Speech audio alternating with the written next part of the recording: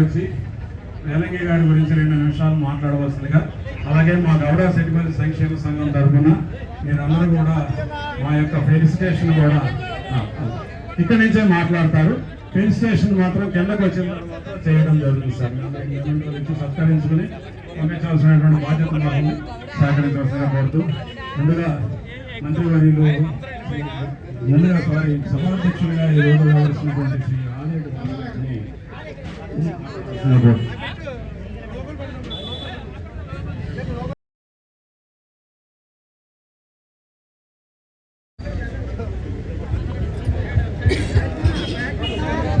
హాస్య చక్రవర్తి పద్మశ్రీ రేలంగి గారి యొక్క విగ్రహావిష్కరణకు విచ్చేసిన మంత్రివర్యులు దుర్గేష్ గారికి, అలాగే మరొక అతిథి పార్లమెంట్ సభ్యురాలు పురంధేశ్వరి గారికి, అలాగే ఈ యొక్క కార్యక్రమానికి కర్త కర్మ క్రియ వ్యవహరించిన మాజీ శాసన మండలి సభ్యులు ఆదిరెడ్డి అప్పారావు గారికి, ఈ వ్యవహారం అంతా కూడా ఈరోజు విగ్రహావిష్కరణ అవ్వడానికి కారకులు పూనుకొని మా అందరినీ ప్రజాప్రతినిధుల్ని ఈ కార్యక్రమం అయ్యే విధంగా ముందుకు తీసుకెళ్లిన వ్యక్తి బుడ్డక శ్రీనివాస్ గారికి, అలాగే రాజనగరం శాసనసభ్యులు భక్తుల బలరామకృష్ణ గారికి, విచ్చేసిన అతిరథ మహారథులందరికీ కూడా పేరు పేరున నమస్కారాలు తెలియజేస్తా ఉన్నాం. విచ్చేసిన గౌడ సెట్టిబంజ సంక్షేమ సంఘ సభ్యులందరికీ, మీడియా వారికి అందరికీ కూడా నమస్కారాలు. మనం హైదరాబాద్ లోని ట్యాంక్ బండ్ చూస్తున్నాం. ఆ ట్యాంక్ బండ్ మీద ఇలాగా ఒక ప్రాముఖ్యత కలిగిన విగ్రహాలన్నింటినీ కూడా పెట్టుకొని ప్రజలకి వారి యొక్క చరిత్ర తెలిసే విధంగా చాలా చక్కటి కార్యక్రమం ట్యాంక్ బండ్ మీద ఉంది. అదే రీతిలో ఈరోజు మన రాజమండ్రి బండ మీద కూడా అదే విధంగా అనేకమైన ప్రముఖుల యొక్క విగ్రహాలు అన్ని కూడా పెట్టుకోవడం కూడా జరిగింది. కానీ ఈ రోజున రేలంగి గారి విగ్రహ ఆవిష్కరణ తర్వాత ఈ యొక్క గోదావరి బండికి సంపూర్ణంగా పూర్తయినట్లు చాలా బాగా కనబడతా ఉంది. చరిత్ర కలిగిన వారు ఈ రోజైతే మనకి బ్రహ్మానందం గారు కానీ, సునీల్ గారు కానీ, ఇలాగ అనేక మంది చెప్పుకుంటూ వెళ్తే అనేక మంది ఉన్నారు కామెడీ యాక్టర్స్. కానీ ఆ రోజుల్లో ఏ చిత్రం చూసినా అగ్రనాయకులతో పాటు ప్రతి చిత్రంలోని ఆ యొక్క హాస్యాన్ని పండించగలిగే వ్యక్తి ఒకే ఒక్కరు, అది రేలంగి గారు. ప్రతి సినిమాలో కూడా ఆయనే కనబడేవారు. అలాంటి యొక్క ఘన చరిత్ర కలిగిన వ్యక్తి యొక్క విగ్రహావిష్కరణ మనం చేసుకోవడం అన్నది చాలా శుభ పరిణామం. స్వతహాగా అంటారు, చరిత్ర కలిగిన వారి యొక్క కార్యక్రమాల్లో మనం భాగ్యస్వాములు అవ్వడం అన్నది మన అదృష్టం కింద భావించాలి. కానీ ఇంత ఘన చరిత్ర కలిగిన ఈ యొక్క విగ్రహ ఆవిష్కరణ కూడా రాజకీయం చేశారంటే కొంతమంది చాలా దురదృష్టకరం. ఇది కాలం చాలా గొప్పది, అవన్నీ గుర్తు పెట్టుకుంటుంది కాలం. చరిత్ర కలిగిన వారికి మనం ఏదైనా తప్పు చేస్తే ఇంట్లో కూర్చోబెడుతుంది, ఆయనకి సహకరిస్తే వీధుల్లో మనల్ని నించోబెడుతుంది. ఈ రోజు ఆయనకి అండగా నిలబడిన వారు అందరూ ఇక్కడ ఉన్నారు. ఆయన విగ్రహ ఆవిష్కరణ రాజకీయం చేయాలనుకున్న వారు ఇళ్లలో ఉన్నారు. ఇది కూడా సత్యం, తెలుసుకోవాలి అందరూ కూడా. దీన్ని బట్టి అవగాహనతోటి అందరూ వెళ్ళాలి. నేను చెప్పేది ఒకటే, రాజకీయ నాయకులుగా ప్రజాస్వామ్యబద్ధంగా 5 సంవత్సరాలు, కానీ ఇలాంటి చరిత్ర కలిగిన వారు విగ్రహ ఆవిష్కరణ అన్నది శాశ్వతం. ఇలాంటి కార్యక్రమాల్లోని పాలు పంచుకొని ఈ యొక్క కార్యక్రమంలోని నేను కూడా భాగస్వాములు అవడం. ఎందుకంటే బుడ్డికి శ్రీని గారు వచ్చి కొన్ని అనివార్య కారణాల వల్ల విగ్రహ ఆవిష్కరణ ఆగిపోయింది. ఇది ఎట్టి పరిస్థితుల్లో మనం చెయ్యాలి అని అన్నప్పుడు ఆ గౌరవ మాజీ శాసన మండలి సభ్యుడు అప్పారావు గారు దాన్ని పూనుకుంటున్నారు. చేద్దాం. ఒకటి అడిగాం, మీరు మాకు సహకరిస్తే, మాకు అవకాశం ఇస్తే విగ్రహాన్ని మా సొంత ఖర్చులతో కూడా మేము పెడతామని కూడా శ్రీని గారికి చెప్పడం జరిగింది. లేదండి, ఇది మా సామాజిక వర్గం వారు వారి సొంత డబ్బుతో చెయ్యాలని మేము నిర్ణయించుకున్నాం. మీరు సహకరించండి. పర్మిషన్ల వరకు ఇప్పించండి అని చెప్పడం, దాని వరకు ఇప్పించడానికి మా వంతు సహకారం వారికి అందించడం జరిగింది. భవిష్యత్తులో కూడా ఇలాంటి మహనీయులకి ఏ కార్యక్రమం జరిగినా పార్టీలకు అతీతంగా ఈ రోజున అందరూ కూడా సహకరించి ఇది చేసుకున్నట్లయితే ఒక మంచి సంస్కృతిని ముందుకు తీసుకెళ్లిన వాళ్ళు అవుతామని కూడా మరొకసారి తెలియజేసుకుంటూ, చివరిగా ఈ కార్యక్రమంలోని మమ్మల్ని కూడా భాగ్యస్వాములు చేసినందుకు గౌడ సెట్టిబల్జ పెద్దలందరికీ కూడా పేరు పేరున నమస్కారాలు తెలియజేసుకుంటూ అందరికీ ధన్యవాదాలు. ఇలాంటి మహనీయులు విగ్రహావిష్కరణ అనేది మాకు ఈ కార్యక్రమంలో పాల్పంచుకోవడానికి అవకాశం ఇచ్చినటువంటి గుడ్డిగ శ్రీనివాస్ గారు, ఇతర కమిటీ సభ్యులకు అందరికీ కూడా నా హృదయపూర్వక ధన్యవాదాలు తెలియజేస్తున్నాను. అదేవిధంగా ఈ కార్యక్రమానికి ముఖ్య అతిథులుగా విచ్చేసినటువంటి మంత్రివర్యులు శ్రీ కందుల దుర్గేష్ గారికి, పార్లమెంటరీ సభ్యురాలు శ్రీమతి దగ్గుపాటి పురంధేశ్వరి గారికి, రాజమండ్రి శాసనసభ్యులు శ్రీ ఆదిరెడ్డి వాసు గారికి, ఇతర పెద్దలందరికీ కూడా నా నమస్కారాలు తెలియజేసుకుంటున్నాను. మన ఈస్ట్ గోదావరి నుంచి ఒక హాస్య నటులు మన రేలంగి గారు మన గోదావరి జిల్లాలో పుట్టి ఇంతటి పెద్దటి ఘన చరిత్రను సృష్టించినటువంటి మహోన్నత వ్యక్తి. 1975లోనే ఆయన పద్మశ్రీ పురస్కారం అందుకున్నటువంటి ఏకైక వ్యక్తి. మన గోదావరి జిల్లాలో మొట్టమొదటి పురస్కారాన్ని అందుకున్నటువంటి వ్యక్తి. మనం ఎంతో దానికి గర్వించాలి, గర్వపడాలి. అలాంటి వారి విగ్రహాన్ని ఈ గోదావరి పరివాహక ప్రాంతంలో ఇలాంటి చోట మన వాసు గారు చెప్పినట్టుగా హైదరాబాద్ ట్యాంక్ బండలో రూపంలో ఇక్కడ గోదావరి బండ మీద విగ్రహ ఆవిష్కరణ చేసుకోవడం చాలా సంతోషకరమైన విషయం. కాబట్టి ఈ కార్యక్రమంలో పాల్పంచుకున్నందుకు నాకు కూడా చాలా అదృష్టంగా భావిస్తున్నాను. ఈ కార్యక్రమాన్ని ఆహ్వానించిన కమిటీ మెంబర్లందరికీ కూడా నా ధన్యవాదాలు తెలియజేసుకుంటూ సెలవు తీసుకున్నాను. Thank you. మాకు అత్యంత సన్నిహితులు మంత్రివర్యులు కందుల దుర్గేష్ గారికి,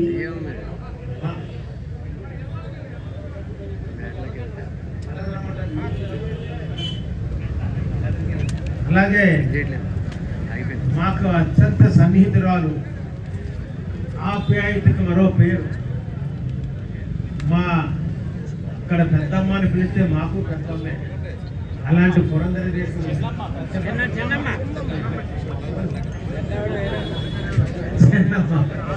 మాకు చాలా ఆమెను చూసి పెద్దమ్మని చేశారు అంటారు. అది మాకు చాలా ఆనందం. అలాగే మా భక్తుల బలరామకృష్ణ గారు, తర్వాత ఈ కార్యక్రమానికి కూర్చుకున్నటువంటి గుడ్డిగ శ్రీనివాస్ గారు, ఇంకా చాలా మంది గౌడ సెట్టిబలిజ సంక్షేమ సంఘం పెద్దలు ఉన్నారు. శ్రీనివాస్ గారికి ఉండే సన్నిహితం బట్టి ఆయన అన్నారు, ఏమంటే మన రేలంగి వెంకటరామయ్య గారి విగ్రహం పెడదామంటే అవాంతరాలు వస్తున్నాయండి, దానికి మీరు సహకరిస్తే ఆ విగ్రహాన్ని మేము పెట్టడానికి మేము రెడీగా ఉన్నామండి. అలాగే ఈ విగ్రహాన్ని రూపురేఖలు దిద్దినటువంటి వడయారు గారు ఇక్కడే ఉన్నారని మహానుభావుడు, ఆయన అది గురించి ఇక్కడ మేమందరం కలిసి సిద్ధంగా ఉన్నామని అంటే నేను ఒకటే చెప్పాను, ఎంతో మంది విగ్రహాలు పెట్టారు, ఈ విగ్రహం పెట్టడానికి ఎందుకు ఆటంకం వస్తుంది పదండి అని చెప్పిన తక్షణమే మాలో ఉన్న గుణం ఏంటంటే ఏదైనా మా మనసుకి మంచిది అనిపిస్తే ఇమీడియట్గా వాళ్ళు తీసుకొని వెళ్ళిపోయి ఆ పని చేయడం వల్లనే మా కుటుంబానికి చేతనైనటువంటి పని అది. అలాగే వెంటనే తీసుకువెళ్ళి కలెక్టర్ గారికి చెప్పాను, అమ్మా పద్మశ్రీ అవార్డు గ్రహీత ఆయన హాస్య నటుడు మహానుభావుడు, అలాంటి యాక్టింగ్ మళ్ళీ మనం చూడబోమంటే మీరే కాదండి ఎవరు కూడా ఆయన విగ్రహాన్ని పెట్టొద్దు అని చెప్పరు, కాబట్టి అఫీషియల్గా నేను పర్మిషన్ ఇచ్చేస్తానని చెప్పింది ఆ మహాతల్లి కలెక్టర్ గారు. ఆవిడ సంపూర్ణంగా మద్దతు ఇచ్చి నేను ఇంకా ఎన్ని రోజులు పడద్దు అనుకుంటే 4 రోజుల్లో పర్మిషన్ అఫీషియల్గా ఇప్పించింది మన కలెక్టర్ గారు. అది మనం అందరం కూడా గౌడ సెట్టిబలిజ సంక్షేమ సంఘమే కాకుండా అందరం కూడా రేలంగి అభిమానులు అందరం కూడా ఆవిడని అభిమానించాలి కలెక్టర్ గారు. అలాగే ఇక్కడ ఎవరు అడ్డొచ్చినా సరే ఖచ్చితంగా చేసి తీరుతామని శ్రీనివాస్ గారు అన్నారు, ఆ సంఘ సభ్యులు అలాగే చేశారు. ఈవేళ చాలా ఆనందంగా ఉంది. ఎప్పుడూ కూడా ఈ సంఘటన ఎవరూ మర్చిపోలేం. ఖచ్చితంగా గుర్తుండిపోయేలాగా మనందరికీ కూడా ఇది ఆనందకరమైనటువంటి విషయంగా భావిందామని తెలియపరుస్తూ అందరికీ పేరు పేరున మరొకసారి ధన్యవాదాలు చెప్తూ సెలవు.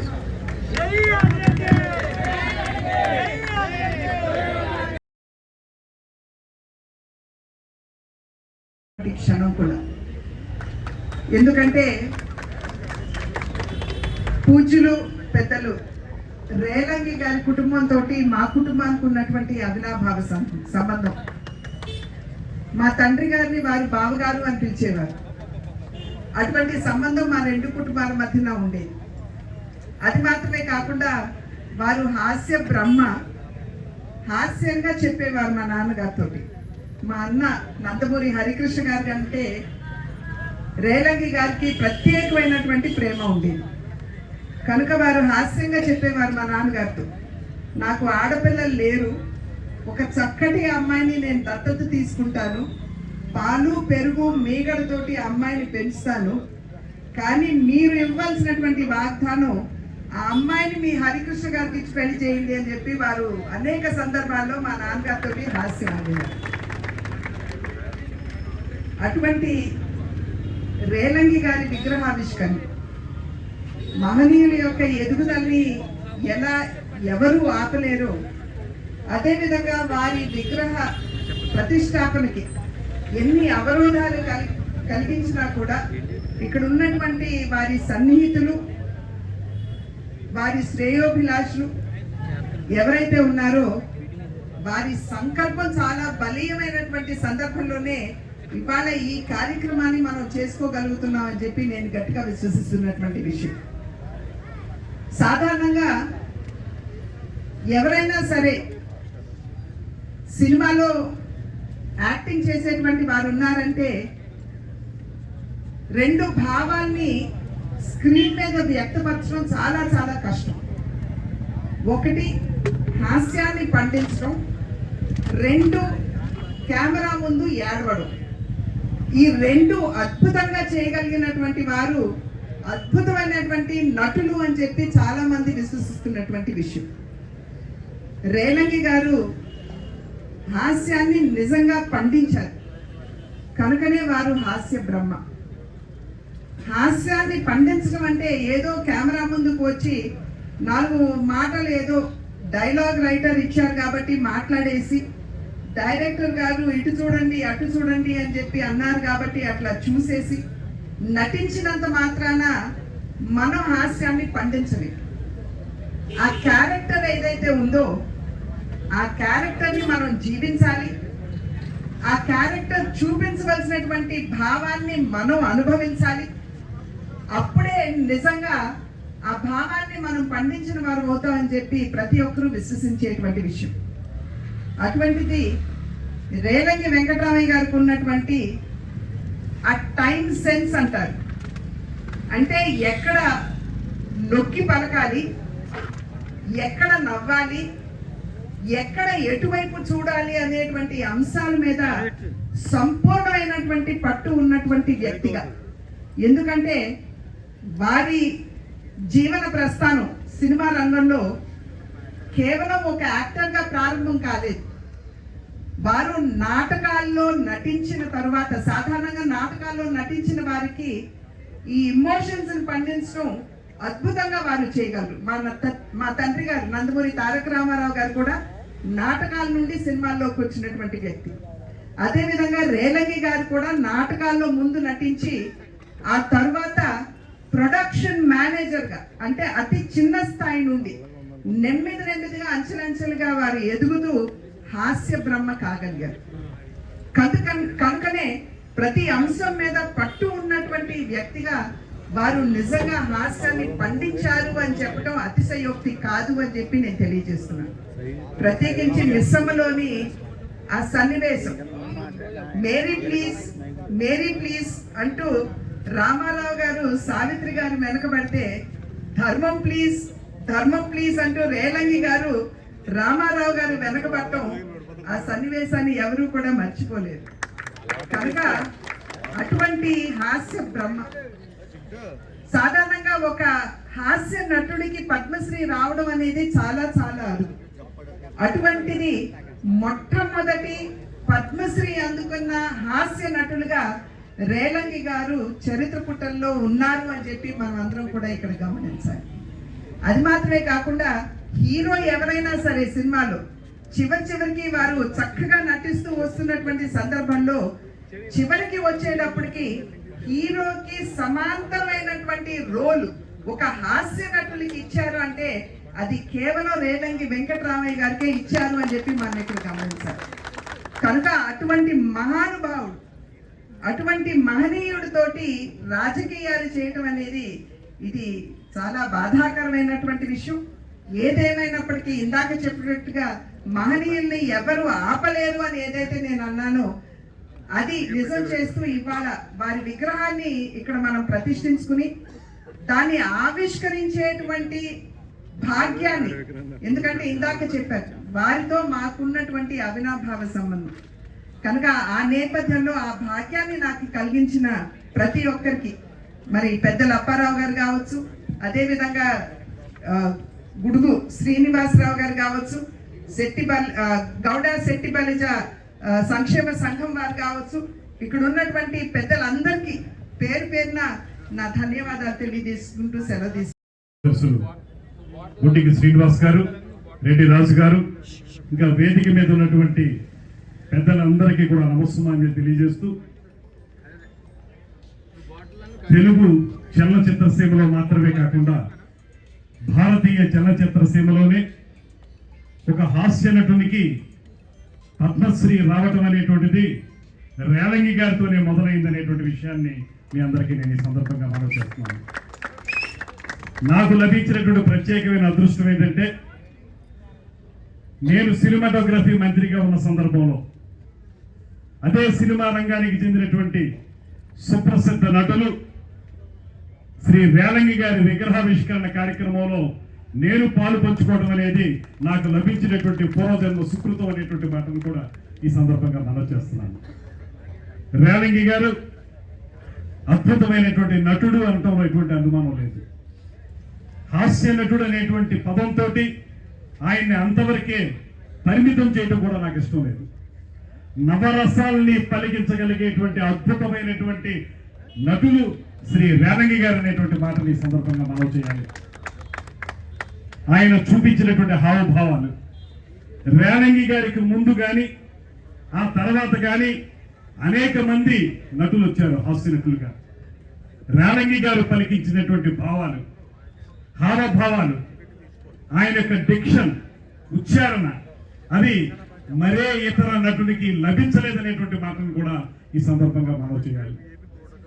రేలంగి వెంకటరామయ్య గారు ఆయనకి ఇష్టమైనటువంటి తాడేపల్లిగూడెంలో రేలంగి చిత్రమందిర్ అనేటువంటి సినిమా హాల్ని నిర్మించినప్పుడు ఆయన కృతజ్ఞత ఏ రకంగా ఉంటుందో మనం ఆలోచించాలి. అప్పటికి సినిమా రంగంలో లబ్ధ ప్రతిష్ఠులైనటువంటి అనేక మంది నాయకులు ఉన్నప్పటికీ కూడా ఆయనకి సరైనటువంటి అవకాశం ఇచ్చి ఆయన్ని బిజీ ఆర్టిస్ట్ గా రూపుదిద్దినటువంటి అలనాటి ప్రసిద్ధ దర్శకులు కేవీ రెడ్డి గారి చేత ఆ హాల్ ని ప్రారంభించినటువంటి సంగతిని మనందరూ గుర్తించుకోవాలి. ఆయన తొలి రోజుల్లో లవకుశ లాంటి సినిమా నిర్మించినటువంటి సి పుల్లయ్య గారు ఆయనకు అవకాశాలు ఇస్తే, తర్వాతి రోజుల్లో ఆయన్ని నటునిగా తీర్చిదిద్ది ఆంధ్రదేశంలో ఆయన నటన వైదుష్యానికి ఉర్రు తొలుగేలా చేసినటువంటి దర్శకులు కేవీ రెడ్డి గారు. అందుకే ఆయన తన మనస్సులో ఉన్నటువంటి ఆ కృతజ్ఞత భావాన్ని వ్యక్తీకరించడానికే ఆ సినిమా హాల్ ఓపెనింగ్ కి ఆయన్ని కేవీ రెడ్డి గారిని పిలిచారనేటువంటి మాటని ఈ సందర్భంగా తెలియజేస్తున్నాను. అంటే దాన్ని బట్టి మనకు అర్థమవుతున్నది, ఆయన కేవలం నటుడిగా మాత్రమే కాకుండా మానవతావాదిగా ఆయన చేసినటువంటి కార్యక్రమాలు, ఒక మానవతావాదిగా ఆయన చేసినటువంటి గుప్తదానాలు కూడా చాలా మంది చెప్తూ ఉంటారు. ఆయన అద్భుతమైనటువంటి నటుడు. ఇవాటికి కూడా ఒక పదం మనందరం కూడా గుర్తు పెట్టుకుంటాం, ఆ పేరు మీద సినిమా కూడా వచ్చింది, జంబలకిడి పంబ అనేటువంటి పదం కేవలం రేలంగి గారు మాత్రమే సృష్టించినటువంటి పదం అనేటువంటి మాటను కూడా ఈ సందర్భంగా తెలియజేస్తూ, సరే ఇంకా చాలా మంది మిత్రులు చెప్పారు ఇక్కడ ఏదో కొంత రాజకీయాలు జరిగాయని, రాజకీయాల వల్ల కొంత ఆలస్యమైందనేటువంటి మాట ఏదైతే చెప్పారో, నేను ఒకటే మనవి చేస్తున్నాను, ఇవాళ రాజకీయాలకి కుచితమైనటువంటి విధానాలకి అతీతంగా నిలువెత్తును నిలవదగ్గటువంటి వ్యక్తిత్వం శ్రీ రేలంగి గారిది అనేటువంటి మాటను మాత్రం మనందరం గుర్తుపెట్టుకోవాలనేటువంటి విషయాన్ని మనం చేస్తున్నాం. తెలుగు సినీ రంగంలో నాకు తెలిసినంత వరకు మొట్టమొదటిగా సినిమా హీరోలతో సమానంగా పేరు ప్రఖ్యాతులు పొందడం మాత్రమే కాకుండా పారితోషికాన్ని కూడా పొందగలిగినటువంటి నటుడు రేలంగి వెంకట్రామయ్య గారు అనేటువంటి మాట కూడా ఈ సందర్భంగా తెలియజేయాలి. అటువంటి రేలంగి గారి విగ్రహావిష్కరణ రాజమండ్రిలో జరుగుతుందంటే మిత్రులు గుట్టిక శ్రీనివాస్ గారు కానీ, రెడ్డిరాజు గారు కానీ, ఇతర మిత్రులు కానీ వచ్చినప్పుడు నేను ఆదిరెడ్డి అప్పారావు గారు ఇప్పటికే దీని మీద కొంచెం ముందుకు వెళ్ళారన్నప్పుడు కలెక్టర్ గారితో నేను కూడా మాట్లాడడం జరిగింది.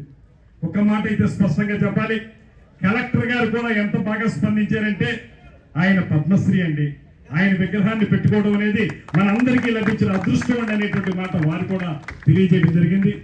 నేను ఒక్కటే మనవి చేస్తున్నాను, తెలుగు సినీ రంగంలో ఒక ఎన్టీ రామారావు గారు, ఒక అక్కినేని నాగేశ్వరరావు గారు, ఒక ఎస్వి రంగారావు గారు, ఒక రేలంగి వెంకటరామయ్య గారు, ఒక సూర్యకాంతం గారు, ఇలాంటి వాళ్ళు ఎవరైతే ఉన్నారో వీళ్ళందరూ కులాలకి మతాలకి అతీతంగా మన జీవితంలో చిరస్థాయిగా పేరు తెచ్చుకున్నటువంటి నటులు వాళ్ళు. అలాంటి వారి యొక్క విగ్రహావిష్కరణ చేసుకోవడం ద్వారా, ఆ విగ్రహాన్ని చూడటం ద్వారా మనం కూడా స్ఫూర్తి పొందాలి. ఆ స్ఫూర్తి ద్వారా ప్రజలకి మంచి చేయాలనేటువంటి ఆలోచన చేయాలనేటువంటి మాటని ఈ సందర్భంగా మనవి చేస్తూ, రేలంగి వెంకటరామయ్య గారి యొక్క సినిమా మనందరం కూడా పదే పదే చూసేది మాయాబజార్. మాయాబజార్లో ఎంత అద్భుతంగా ఆయన నటన కౌశలాన్ని చూపిస్తారో మనందరికీ తెలిసిందే. అటువంటి డిక్షన్ కానీ, హావభావాలు కానీ, టైమింగ్, ఇందాక ఎంపీ గారు చెప్పారు, ఆ టైమింగ్ కానీ అద్భుతంగా ఉన్నటువంటి నటులు శ్రీ రేలంగి వెంకటరామయ్య గారు.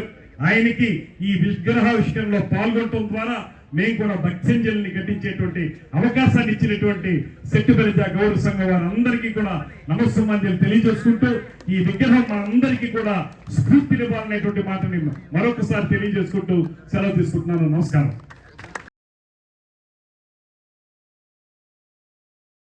హాస్యంలో ఒక రకంగా చెప్పాలని అంటే తెలుగునే కాదు ప్రపంచానికే చార్లీ చాప్లిన్ ఏ రకంగా అయితే ఎంత పేరు గడించారో అంత పేరు గడించిన తెలుగు వ్యక్తి, మహోన్నతమైన వ్యక్తి మరి రేలంగి వెంకటేశ్వరరావు గారు, ఆయన వెంకటరామయ్య గారు.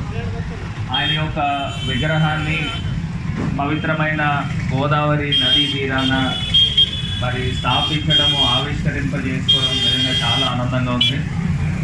ఇంకా ఆయన్ని స్ఫూర్తిగా తీసుకుని ఇంకా ఎంతోమంది చలనచిత్రం అనే కాదు వివిధ రంగాల్లో ప్రత్యేకించి గౌడ సెట్టబలిజ కులస్తులు ఇంకా పైకి రావాలని మనస్ఫూర్తిగా మరి ఆకాంక్షిస్తూ మరి ఇవాళ ఈ యొక్క విగ్రహ స్థాపనకి ఇంత గొప్పగా కృషి చేసిన కమిటీ సభ్యులందరికీ కూడా పేరు పేరున ధన్యవాదాలు తెలుపుకుంటూ మరి అదేవిధంగా ఇదే మరి గోదావరి నదీ తీరం అనగానే ఎంతోమంది పెద్దల యొక్క విగ్రహాల యొక్క ఆవిష్కరణ చేశారు.